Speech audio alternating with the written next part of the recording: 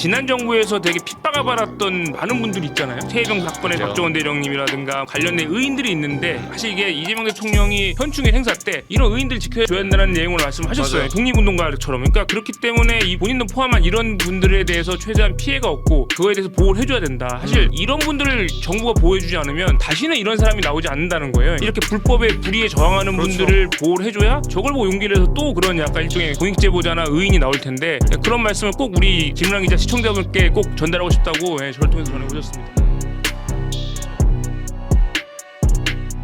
요새 비아폰이 난리잖아요.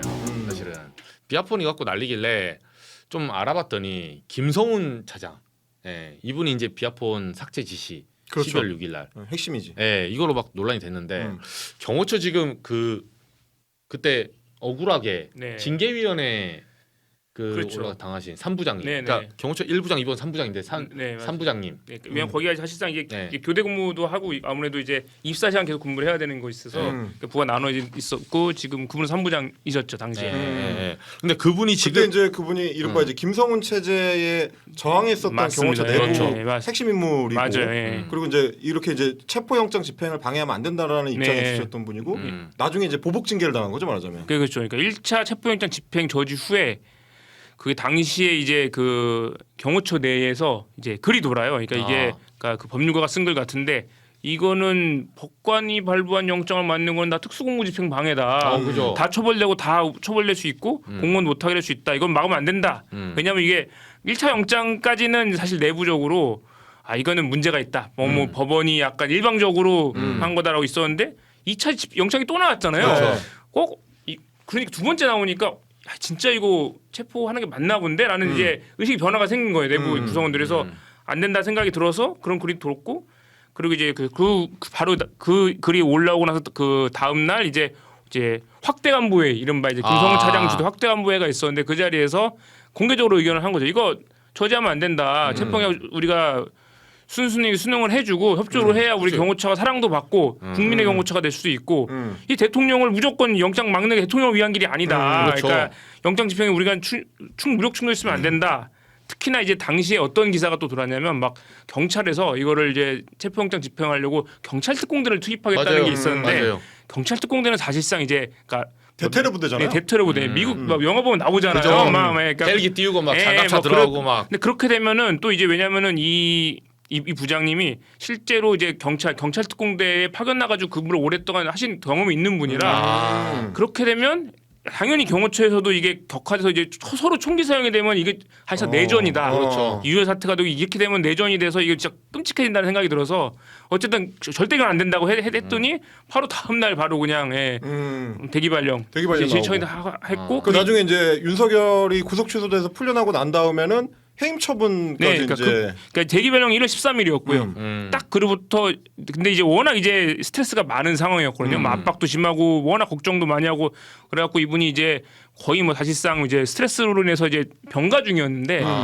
병가 중에 갑자기 이제 3월 13일에 그 징계위원회 하니까 출석하라고 그러니까 3월 7일인가쯤에 통지가 해서 13일에 출석해라고 여기 온 거예요. 근데 병가 중이었거든요, 그 기간은. 그러니까 최소한 병가가 끝난 다음에 해달라라고 했는데 지금 생각해 보면 이제 김성훈 차장 이분이 이제 본인이 이제 재구속될 우려가 깊어질 때라서 그렇죠. 예. 본인이 구속되고 나가기 전에 얘는 내가 죽여버리고 가야겠다라는 생각이 있으셨던 것 같아요. 그래서 급하게 징계위원회 회부를 해서 징계해서 이제 3월 13일에 해임으로 그냥 의결을 시켜버리죠.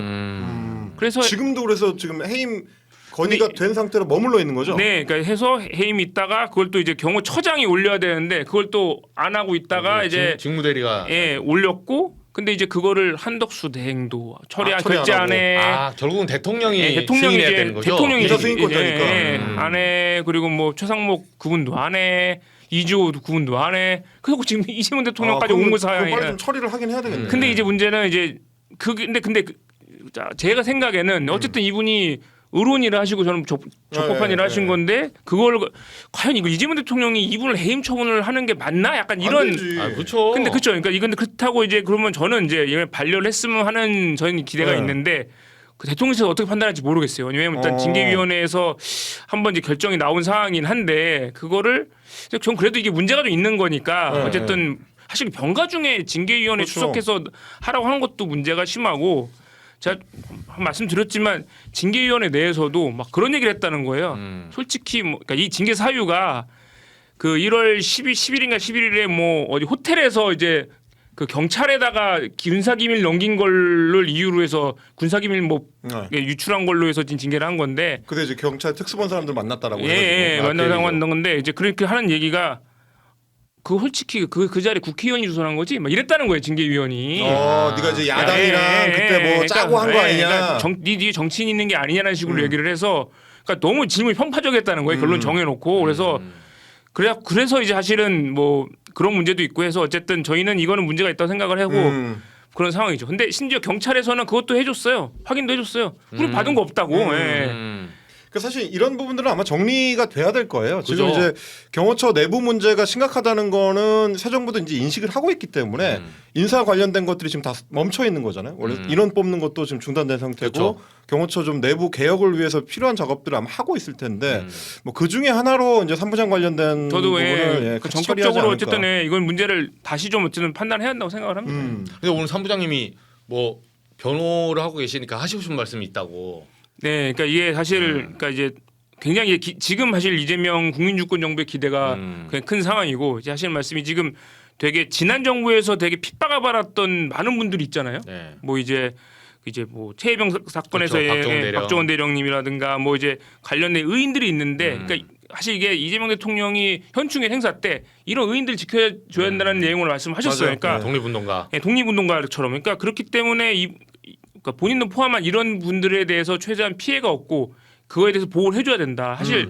이런 분들을 정부가 보호해주지 않으면 다시는 이런 사람이 나오지 않는다는 거예요. 그러니까 이렇게 불법에 불의에 저항하는 그렇죠. 분들을 보호를 해줘야 저걸 보고 용기를 내서 또 그런 약간 일종의 공익제보자나 의인이 나올 텐데 그렇지. 그런 말씀을 꼭 우리 이 김문환 기자 시청자분께 꼭 전달하고 싶다고 저를 통해서 전해오셨습니다. 아 이거 근데 해줘야 돼요 진짜. 맞아요. 예. 네. 내부 고발자나 공익제보자에 대한 보호가 제대로 안 되면 내부적으로 썩거든요 조직이.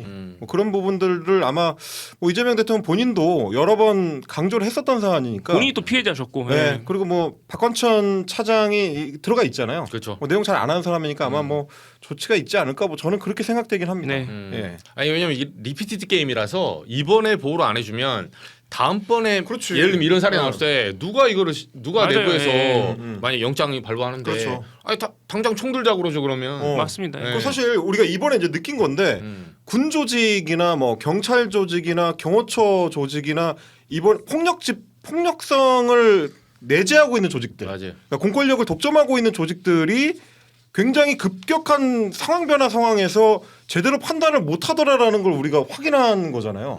아니 출동하라니까 국회로 헬기 타고 출동을 합니까? 저 그것도 너무 황당한 일이었고 경찰이 국회를 둘러싸고 국회의원들 막으라고 하니까 막아요? 어허. 그것도 그렇고 그렇죠. 경호처 직원들이 뭐 국군 통수권자를 지켜라라고 하니까 내란 수계를 지킵니까? 다 이상한 일들인데 그 중간중간에 의료운 판단을 한 사람들 그러니까 헌법에 입각해서 자기 판단을 하고 국민 편에 선 사람들이 다 있잖아요. 군인들 중에서도 뭐 명령을 일부러 이제 해태하거나 아니면 다른 명령을 내려서 자기 부하들을 밖으로 빼거나 그렇죠. 뭐 이랬었던 군인들도 있었고 경찰들 중에서도 일부러 뭐 길을 좀 열어주거나 아니면 제대로 대응 안 한 사람도 있었고 경호처 내부에도 지금 말씀하신 것처럼 삼부장 같은 분들이 자기 판단을 하잖아요. 맞아요. 근데 우리가 이제 헌법 교육을 하고 민주 시민 교육을 하는 이유도 그런 결정적 순간에 공권력의 집행자들이 어떤 판단을 하게 될 거냐 이 문제지 않습니까?